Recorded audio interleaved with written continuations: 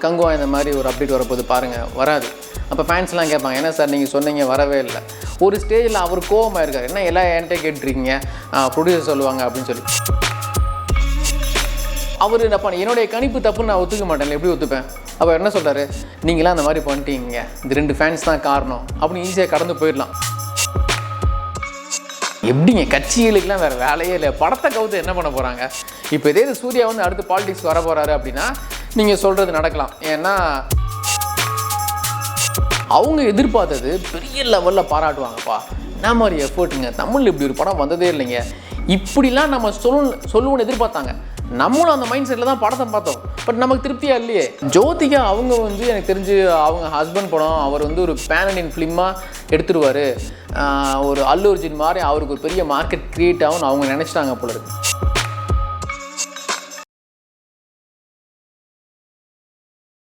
சமீபத்தில் கங்குவா திரைப்பட தோல்விக்கு அஜித் விஜய் ரசிகர்கள் தான் காரணம் அப்படின்ற மாதிரி வந்து இணை தயாரிப்பாளர் விநியோகஸ்தர் திரு தனஞ்சயன் அவர்கள் சொல்லியிருக்காரு. அதை பற்றி உங்களுடைய கருத்துக்கள் என்ன சார்? ஆக்சுவலி தனஞ்சயன் சார் வந்து இப்போது ரீசெண்ட் டைமில் கடந்த 1 வருஷ காலமாக பயங்கரமாக ஆக்டிவ் இருக்குது சோஷியல் மீடியாவில்.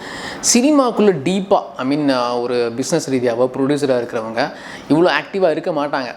இது வந்து கடந்த 6 மாத காலமாக திரு தனஞ்சயனுக்கு வந்து பேக் ஃபயராக இருக்குது. என்னென்னா அவர் வந்து சொல்லுவார், கங்குவா இந்த மாதிரி ஒரு அப்டேட் வரப்போது பாருங்கள், வராது.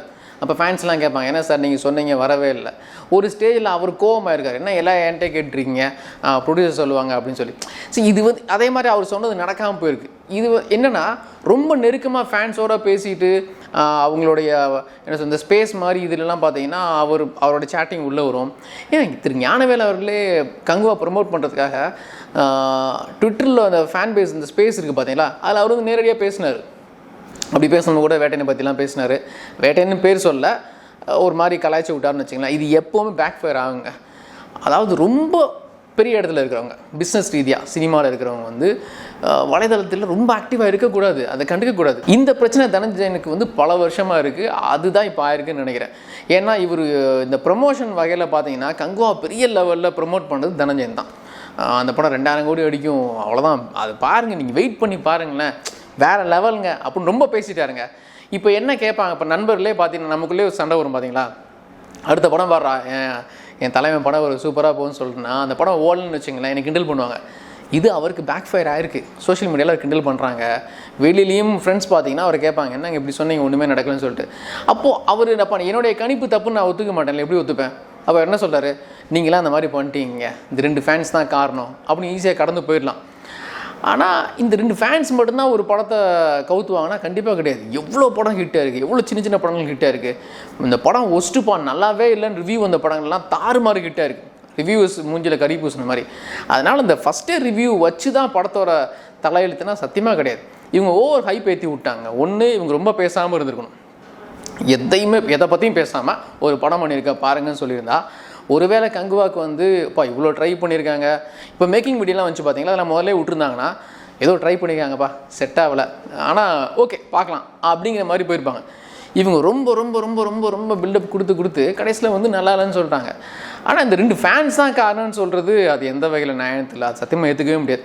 அவர் என்ன சொல்லியிருக்கலான்னா, ரொம்ப தகாத வார்த்தையில் பேசிட்டீங்கப்பா, தனி மனித தாக்குதல் மாதிரி இருந்துச்சு, இந்த அளவுக்கு வெறுக்கணுமான்னு வேணால் கேட்டுருக்கலாம். பட் குறிப்பிட்ட 2 ஃபேன்ஸை மட்டும் சொல்கிறது ஏற்றுக்க முடியாது. இல்லை, அதே மாதிரி சில வருடங்களுக்கு முன்பு சூர்யா அவர்கள் வளரவே கூடாதுன்னு அந்த 2 நடிகர்கள் நினைத்தாங்க அப்படின்ற மாதிரியும் சொல்கிறாரு. அதைத்தான் வந்து நீங்கள் அவர் ரசிகர்கள் பண்ணுறாங்க அப்படின்றாங்க. ஏன் சார், அதுக்கப்புறம் எத்தனையோ நடிகர்கள் வளர்ந்து இங்கே பெரிய உதாரணத்தில் சிவகார்த்திகேயன் அவர்கள் வந்து வளர்ந்து வந்திருக்காரு. அப்போ அப்படி பார்த்தா அவர் சிவகார்த்திகேயன் தான் அவங்க தடுத்து நிறுத்திருக்கணும். அவங்க உண்மைதான், சீரியஸாக சிவகார்த்திகேயன் அப்படியே ஓவர்டேக் பண்ண வந்த ஆர்டிஸ்ட்லாம் பார்த்தீங்கன்னா ஒரு 10 நடிகர்கள் நடுவில் அந்த நடிகரில் அது வந்து விஷாலாக இருக்கட்டும், ஆர்யாவாக இருக்கட்டும், நிறையா பேருங்க அசால்ட்டாக கடந்து வந்துட்டாருங்க. 300 கோடி ரூபா டச் பண்ணியிருக்குன்னா அது வந்து ஒரு அந்த மனிதனுக்கு வந்து ஒன்று அவர் டெடிகேஷன், கரெக்டான என்ன படத்தை சூஸ் பண்ணுறது, யார் பேனரில் பண்ணுறது. இப்போ ரீசெண்ட் டைமில் சொன்னார், நான் இதுக்கு முன்னால் பண்ண படங்களுக்கு பண்ணும்போது ரிலீஸ் நிறையா பிரச்சனை வந்திருக்கு, ப்ரொடக்ஷன் கம்பெனினால் நான் நிறையா பாதிக்கப்பட்டிருக்கேன். பட் ராஜ்கமல் ஃபிலிம்ஸ் இன்டர்நேஷ்னல் இது வந்து எனக்கு ஒரு பாடத்தை கற்றுக் கொடுத்துருக்கு, இனிமேல் வரக்கூடிய படங்கள் அந்த மாதிரி தான் இருக்குன்னு சொன்னார். ஸோ இதுதான் அனுபவம். ஸோ சிவகார்த்திகேயனோட வளர்ச்சிலாம் பார்த்திங்கன்னா இமாலய வளர்ச்சி. லீக்ல வந்துட்டாரு. ஐ மீன் எப்படின்னா டயர் 1 கேட்டகரியில் வந்துட்டார். அவரை கவுக்கிறதுக்கு வந்து நடந்த விஷயங்கள் நம்ம எப்படி அதை பற்றி பேசலாமான்னு தெரியல, பட் ஓகே சொல்லலாம். அவருடைய முக்கியமான படம் அவர் ப்ரொடியூஸ் பண்ணி ரிலீஸ் ஆகும்போது மேடையிலே அழுதார். அதுக்கு யார் காரணம் அப்படின்னு உங்கள் எல்லாருக்குமே தெரியும். பயங்கரமான ப்ரெஷர் கொடுத்தாங்க ஒரு 5 வருஷத்துக்கு முன்னாலாம் சிவகார்த்திகேயன் வளர்ந்து வரும்போது. அதை மீறி வளர்ந்து வந்தார். ஸோ அதுதான் அப்படி இருக்கும். அது ஒன்றும் பண்ண முடியாது. என்ன சொல்கிறது, சினிமாக்குள்ளே வந்து டாப் மோஸ்ட்டில் இருக்கிற ப்ரொடியூசர்ஸ் அடுத்து வரக்கூடிய யங்கான ஆர்டிஸ்ட்டை அமுக்கிறது சகஜம்தான். அப்படி ஒன்றுமே இல்லாமல் வந்து சிவகார்த்திகேயன் சூப்பராக ஜெயிச்சிட்டார். அப்படிங்கும்போது சூர்யா ஆல்ரெடி பெரிய ஸ்டாருங்க. 2010 முதல்ல 100 கோடி அப்படின்னு சொல்லி பார்த்தீங்கன்னா ரஜினி சார் படம் தான் சிவாஜி எந்திரன் வந்ததுக்கப்புறமா அடுத்த டயர் 2 கேட்டகரியில் இருக்கிற ஆர்டிஸ்டில் முதல்ல 100 கோடி அடிச்சதுன்னா அது சூர்யாவும் ஒரு ஆள். சூர்யாவோட படம் 7ஆம் வரை 100 கோடி அடிச்சது. அதுக்கு முன்னாடி சிங்கம் வந்து 80 crores மேலே அடிச்சது. அப்போ டாப் மோஸ்ட்டில் இருக்கார். அப்போ அவர் யாரையெல்லாம் தள்ளலாம் இல்லை, யாரும் அவரை கெடுக்கலை, இல்லை அரசியல் பண்ணல, இந்த அவர் படம் ஓடக்கூடாதுன்னு சொல்லி லாபிலாம் பண்ணல. அவராகவே கொஞ்சம் போயிட்டார். கமர்ஷியல் படங்கள்லேருந்து விலகி புதுசாக ட்ரை பண்ணார். அந்த படங்கள்லாம் ஓடல. இப்போ மறுபடியும் கமர்ஷியல் வேல்யூ உள்ள படங்கள் பண்ணணும்னு நினைக்கிறாரு. அது எடுபட மாட்டேங்குது. அது கொஞ்சம் டைம் ஆகும். அதுக்காக டக்குன்னு ஃபேன்ஸை குறை சொல்லிட முடியுமா? அப்படிலாம் இல்லை. அவர் இனிமேல் கொஞ்சம் கவனமாக காய் நகர்த்தணும், அவ்வளோதான். கங்குவா படத்துடைய தோல்விக்கு இவங்க ரசிகர்கள் தான் காரணம்னு எடுத்துக்க முடியுமா? சத்தியமாக முடியாதுங்க. அது எப்படிங்க முடியும்? அதான் நான் சொல்லலை, சோஷியல் மீடியாவில் திட்டினது வேணால் அவங்களா இருக்கலாம். சோஷியல் மீடியாவில் ஒருவேளை சூர்யா ஜோதிகா அவங்க ஃபேமிலி விஷயங்களை பேசி இந்த மாதிரி பேசுனது வேணால் தப்புன்னு நம்ம சொல்லலாம். இது அவங்க பண்ணிட்டாங்கன்னு வேணால் நம்ம சொல்லலாம்னு வச்சுங்களேன். பட் படத்தோட தோல்விக்கு அவங்க தான் காரணம் எப்படி சொல்ல முடியும்? சரி, நம்ம ஊரில் தான் சரியாக போகல, தெலுங்கு பக்கம் நல்லா போயிருக்கணும்ல. ஹிந்தியில் அவ்வளோ ப்ரொமோட் பண்ணாங்களே, மாஞ்சு ப்ரொமோட் பண்ணாங்களே, அங்கேயும் பெருசாக போலையே. இவ்வளோ ஏன் கேரளா பக்கம் சூர்யா போய் பயங்கரமாக ப்ரொமோட் பண்ணார். ஆக்சுவலி கேரளா பக்கம் சூர்யா கணிசமான ஃபேன்ஸ் இருக்காங்க, தெலுங்கு பக்கம் பெரிய ஃபேன் ஃபாலோவர்ஸ் இருக்காங்க. பட் எந்த லாங்குவேஜ் எந்த ஸ்டேட் லெவலையும் சரியாக போகல, எந்த பவுண்டரிலையும் சரியாக போகல. அப்படிங்கும்போது இங்கே மக்களுக்கு என்ன கருத்து இருந்துச்சோ அதே கருத்து தான் தெலுங்கு மலையாளம் ஹிந்தி எல்லா மக்களுக்குமே அதே கருத்தாக இருந்துச்சு. ஸோ படம் எங்கேயுமே சரியாக போகல. ஸோ அவங்க மேக்கிங்கில் பிரச்சனை இருக்குது, அவ்வளோதான். இல்லை சார், இது கூட வந்து 2 அரசியல் கட்சிகளும் சேர்ந்துட்டு இந்த படத்தை கவுக்க பார்க்குறாங்க அப்படின்ற மாதிரி சொல்கிறாரு. எப்படிங்க, கட்சிகளுக்கெல்லாம் வேறு வேலையே இல்லை, படத்தை கவுத்து என்ன பண்ண போகிறாங்க? இப்போ இதே சூர்யா வந்து அடுத்து பாலிடிக்ஸ்க்கு வர போகிறாரு அப்படின்னா நீங்கள் சொல்கிறது நடக்கலாம். ஏன்னா அந்த ரசிகர் அப்படிங்கிறதை தாண்டி அவர் கட்சியை ஆரம்பிச்சிருக்காரு. ஸோ அவர் எதிர்க்கணும்னு ஒரு சில கட்சியில் தலைமை நினைக்காட்டியும் தொண்டர்கள் நினைக்கலாம். சூர்யா பேக் அந்த மாதிரி எதுவுமே இல்லையே பேக் சைடில். அவர் பாலிவுட் போயிட்டார், அங்கே வீடு வாங்கி செட்டில் ஆகிட்டார். அடுத்து பாலிவுட் டேரக்ட் மூவிஸ் தான் பண்ண போகிறாரு. ஸோ கட்சிகள் எதுக்கு கங்குவா கவுத்தணும்? அதனால் அவங்களுக்கு என்ன ஆகுது? சமீபத்தில் அமரன் திரைப்படம் வெற்றிகரமாக ஓடிக்கொண்டிருக்குது. அதுக்கு நிறைய எதிர்ப்புகளும் இருக்குது. உங்களுக்கு தெரியும், சில அமைப்புகளும் எதிர்ப்பு. ஏன் இன்னும் சொல்ல போனால் ஒரு தேட்டரில் பெட்ரோல் வெடிகுண்டே வீசினாங்க, நீங்கள் பார்த்துருப்பீங்க. அதையும் மீறி அந்த திரைப்படம் வெற்றிகரமாக ஓடுது. காரணம் என்னென்னா அந்த படத்துடைய கண்டென்ட் நல்லா இருக்கு. படம் யார் தடுத்தாலும் எதிர்த்தாலும் தேட்டரையே கொளுத்துனா கூட படம் ஓடும்போது அந்தளவுக்கு ஓடிக்கிட்டு இருக்கு. இந்த மாதிரி ஒரு விஷயத்தை எடுத்துகிட்டு படம் ஓடலன்னு சொல்லி வருத்தப்பட்டாலோ இல்லை மற்றவங்க மேலே பழி போட்டாலோ பரவாயில்ல, படம் யாருக்குமே வந்து பிடிக்கலன்றாங்க. இதை பாசிட்டிவ் ரிவ்யூ கொடுத்தவங்க யாருன்னு பார்த்தீங்கன்னா கிட்டத்தட்ட அது அவர் வந்து டயார்டு ஃபேன்னு சொல்லக்கூடிய ரசிகர்கள் மட்டும்தானே தவிர வேறு யாருமே, இந்த படத்தை தயாரித்தவங்க படத்தோட இயக்குனர் படம் சம்மந்தப்பட்டவங்க மட்டும்தான் நல்லா சொன்னாங்க தவிர வேறு யாரும் பொதுமக்கள் யாரும் நல்லா இருந்த மாதிரி சொல்லி ஒரு வீடியோ கூட பெருசாக வந்ததே இல்லை. அப்படி இருக்கும்போது இவங்க வந்து எப்படி வந்து அரசியல் ரீதியாக பழி வாங்குறாங்க, இந்த ரசிகர்கள் பழி வாங்குறாங்கன்னு சொல்கிறதுல எப்படி நம்ம ஏற்புடையதாக எடுத்துக்கோம்? கரெக்ட் தான். ஏன்னா ஆக்சுவலி இவங்க ரொம்ப எதிர்பார்த்துட்டாங்க. கண்டென்ட் வந்து செகண்ட் ட்ரெய்லர் வர்றதுக்கு முன்னால் ஃபஸ்ட் ட்ரெய்லர் வந்து அந்த ராஜா காலத்து அந்த பீரியாடிக்கல் போர்ஷன் மட்டும்தான் ரிலீஸ் பண்ணாங்க. அவங்க கண்டென்ட்டை வெளியே காட்டவே இல்லை. அது ஒரு வகையான ஸ்மார்ட் மார்க்கெட்டிங்னு வச்சுங்களேன். ஏன்னா கண்டென்ட்டே காட்டலைன்னா நமக்கு க்யூரியாசிட்டி அதிகமாகும். அவங்க போட்ட கால்குலேஷன் வந்து மொத்தமாக அடி வாங்கிச்சு. அதை அவங்களால ஏற்றுக்க முடியல. இதே விஷயம் தேவாராவுக்கும் நடந்துச்சு. அட்லீஸ்ட் தேவாரா வந்து ஹிந்தி பெட்டில் கொஞ்சம் டீசெண்டாக போச்சு, 550 கோடி கலெக்ட் பண்ணிச்சு. அது அந்த 550 கோடிங்கிறது ஜூனியர் என்டிஆர் கெரியர்லேயே, அதாவது தனியாக நடித்த படங்கள் செய்யாத ஒரு சாதனை. இவங்க என்ன கால்குலேட் பண்ணிட்டாங்கன்னா ஒரு 600-700 கோடி அசால்ட்டாக அடிச்சுன்னு நினச்சிட்டாங்க. 1000 கோடி அடிக்க வாய்ப்பு இருக்குன்னு இவங்க பிலீவ் பண்ணிட்டாங்க. ஆக்சுவலி நம்மளும் பிலீவ் பண்ணோம். ஏன்னா அவங்க கண்டென்ட் முழுசாக காட்டலையே. அவங்க கொடுத்த பில்டப்பு, இத்தனை நாள் ஷூட் பண்ணோம், இவ்வளோ ஒர்க் நடந்துச்சு, இவ்வளோ டெடிக்கேஷன் அப்படின்னு சொல்லும்போது நமக்கும் அந்த ஒரு விஷயத்தை மண்டல ஏற்றிட்டாங்க. அவங்க எதிர்பார்த்தது பெரிய லெவலில் பாராட்டுவாங்கப்பா, என்ன மாதிரி எஃபர்ட்டுங்க, தமிழில் இப்படி ஒரு படம் வந்ததே இல்லைங்க, இப்படிலாம் நம்ம சொல்லுவோன்னு எதிர்பார்த்தாங்க. நம்மளும் அந்த மைண்ட் செட்டில் தான் படத்தை பார்த்தோம். பட் நமக்கு திருப்தியாக இல்லையே, அதை அவங்களால ஏற்றுக்க முடியல. அவங்க என்ன எதிர்பார்த்தாங்கன்னா இதுதாங்க, படம் பெருசாக இல்லை அப்படின்னு சொன்னாலும் அந்த போட்ட எஃபர்ட் இருக்குது பார்த்தீங்களா, என்னம்மா எஃபர்ட் போட்டிருக்காங்க. இப்படி ஒரு விமர்சனம் எந்த படத்துக்கு வந்துச்சுன்னா தங்கலானுக்கு வந்துச்சு. தங்கலான் படம் பெருசாக போகல, உங்களுக்கே தெரிஞ்சிருக்கும்.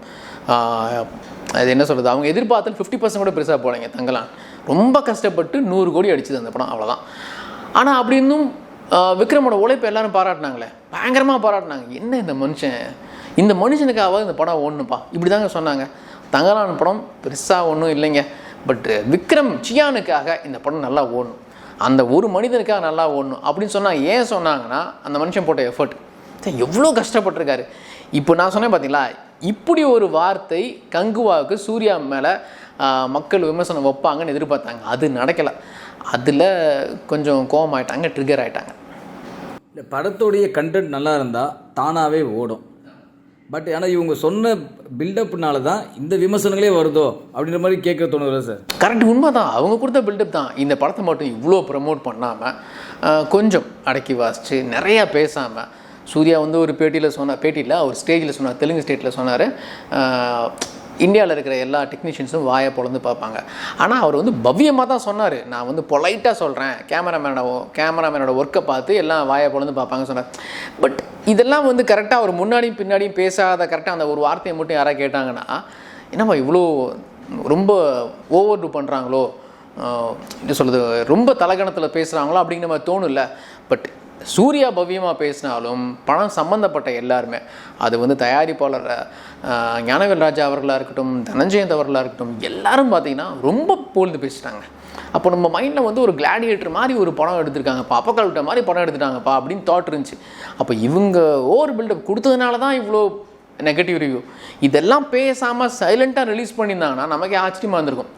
படம் பெருசாக இல்லைங்க, பட் ஆனால் டெக்னிக்கலாக படம் சூப்பராக இருந்துச்சு, என்ன எஃபர்ட், அந்த எஃபர்ட்டுக்காக படத்தை பார்க்கலாங்க ரிவ்யூ வந்திருக்கும். நீங்கள் சொன்ன ரைட் தான், இவங்க பேசினதுனால தான் படத்துக்கு அதிகமான நெகட்டிவ் ரிவ்யூ. ஒன்றும் இல்லை சார், சமீபத்தில் பார்த்தீங்கன்னா அஜித்குமார் நடித்த வலிமை திரைப்படத்துக்கு அவ்வளோ நெகட்டிவ் ரிவ்யூஸ் கொடுத்தாங்க. ஏன் இப்போ கோட் திரைப்படத்துக்கும் லியோ திரைப்படத்துக்கும் அது அவ்வளோ நெகட்டிவ் ரிவ்யூஸ் கொடுத்தாங்க. ஏன் ரஜினிகாந்த் அவர்கள் நடித்த அண்ணாத்த திரைப்படத்துக்கு கொடுக்காத நெகட்டிவ் ரிவ்யூஸா? இந்த அளவுக்கு வந்தவங்க யாருமே வந்து அவங்க எதிர்த்து பேசவும் இல்லை, இந்த மாதிரி உட்காந்து கூவலை, கத்தலை, புலம்பலை. இவங்க மட்டும் ஏன் இதுக்கு மாதிரி பண்ணணும்? தப்புனா தப்பு. ஏன் இந்தியன் 2 சார் சமீபத்தில் இந்த வருடம் சார் இந்தியன் 2 சந்திக்காத நெகட்டிவ் ரிவ்யூவா சார்? அவங்க லைக் ஆகணும், அழகாக போயிட்டாங்க, அவங்க பண்ண அடுத்த வேலையை பார்க்க போயிட்டாங்க, படம் தோல்வின்னு அவங்க ஒத்துக்கிட்டாங்க. இவங்க எதுக்கு உட்காந்து இவங்க தான் காரணம், அவங்க தான் காரணம், இந்த கட்சி தான் காரணம் எதுக்கு சொல்லிட்டு இருக்கணும்? உண்மைதான். இது வந்து என்னன்னா, சூர்யா வெளிவந்து சொல்ல, ஈவன் படத்தினுடைய தயாரிப்பாளர் திரு ஞானவேல் அவரும் வெளிவந்து சொல்ல, தனஞ்சயன் அதுதான் அவர் சோஷியல் மீடியாவில் இருக்கிறதுனால ஏதாவது ஒன்று சொல்லியே ஆகணும். ப்ளஸ் அவர் சொன்ன கால்குலேஷன் எல்லாம் மிஸ் ஆயிடுச்சு. ஸோ நான் என்னோடய தப்பான ஜட்ஜ்மெண்ட்டுன்னு சொல்ல அவருக்கு மனசு வரல, அதனால் பழியை தூக்கி ரசிகர்கள் மேலே போட்டார். ஜோதிகா அவங்க வந்து எனக்கு தெரிஞ்சு அவங்க ஹஸ்பண்ட் படம் அவர் வந்து ஒரு பேன் இண்டியன் ஃபிலிமாக எடுத்துருவார், ஒரு அல்லு அர்ஜுன் மாதிரி அவருக்கு ஒரு பெரிய மார்க்கெட் க்ரியேட் ஆகும்னு அவங்க நினச்சிட்டாங்க போல இருக்குது. ப்ளஸ் எல்லோரும் ட்ரோல் பண்ணும்போது அவங்க தாங்கிக்க முடியல. அஃப்கோர்ஸ் பர்சனல் ட்ரோல் நிறையா இருந்துச்சு, அதோட வெளிப்பாடு தான். அதான் நான் அகைன் சொல்கிறேன்ல, ஒரு ஸ்டேஜுக்கு போனதுக்கப்புறமா ரசிகர்களோட ரொம்ப கனெக்ஷனில் இருக்கக்கூடாது, அதெல்லாம் கடந்து போயிடணும். நீங்கள் சொன்ன இதெல்லாம் கரெக்டு. கோட்டாக இருக்கட்டும், வேட்டையனாக இருக்கட்டும், லியோக்கு நெகட்டிவ் ரிவ்யூஸ் இருந்துச்சு, அண்ணாத்துக்கு நெகட்டிவ் ரிவ்யூ இருந்துச்சு, யாருமே வெளியே வந்து அதெல்லாம் பேசவே இல்லைங்க. அதெல்லாம் கடந்து போயிடணும். அடுத்த வெற்றியில் வந்து சொல்லிடுங்க, பதில் சொல்லிடுங்க. ஒவ்வொருத்தையும் போய் பதில் சொல்லிட்டு இருக்க முடியுமா? ஃபேன்ஸ் வந்து முதல்ல இதுக்கு முன்னால் இந்த சோஷியல் மீடியா இல்லாத காலகட்டத்தில் இது இல்லை. வெற்றி தோல்வி அது மட்டும்தான் தெரியும். இந்த கழுவி ஊற்றுற கல்ச்சர் வந்து சோஷியல் மீடியா வந்ததுக்கப்புறம் தான் வந்துச்சு. பட் அதுக்கெல்லாம் பதில் சொல்லக்கூடாது. இவங்க கடந்து போயிட்டாங்கன்னா முடிஞ்சு. அதுக்கெல்லாம் ஒவ்வொருத்தரும் பதில் சொல்லும்போது தான் ஏன் இவ்வளோ அழட்டிக்கிறாங்க அப்படிங்கிற மாதிரி தோணுது. பட் அது ஏன் பண்ணுறாங்கன்னு தெரில. ஜோதிகா அவங்க சொன்னதாச்சும் ஓகேங்க, அவர் புருஷனை திட்டாங்க, அவங்கள பொறுத்த வரைக்கும் அவர் பெரிய ஹீரோ, என்னப்பா அது மிஸ் ஆயிடுச்சு, இவ்வளோ திட்டுறாங்களே அப்படிங்கிற மாதிரி வருத்தம் இருந்துக்கலாம். அதுக்கு இன்னொரு காரணமும் இருக்குது. சூர்யாவுக்கு அஜித் விஜய் அளவுக்கு சோஷியல் மீடியாவில் அவ்வளோ ஃபேன் ஃபாலோவர்ஸ் இல்லை ஆக்டிவாக இல்லை. இதுக்கப்புறம் வேணால் வரலாம், அது ஒரு காரணமாக இருக்கலாம், அதனால அவங்க வருத்தப்பட்டுருக்கலாம். பட் இது எல்லாத்துக்கும் அவங்க வந்து பதில் சொல்கிறது தேவையில்லை தான் sir. Thank you very much sir. Thank you bye. இது போல பல வீடியோக்களை கண்டு மகிழ எங்களது ரீசன்ட் வாய்ஸ் சேனலை மறக்காம சப்ஸ்கிரைப் பண்ணுங்க.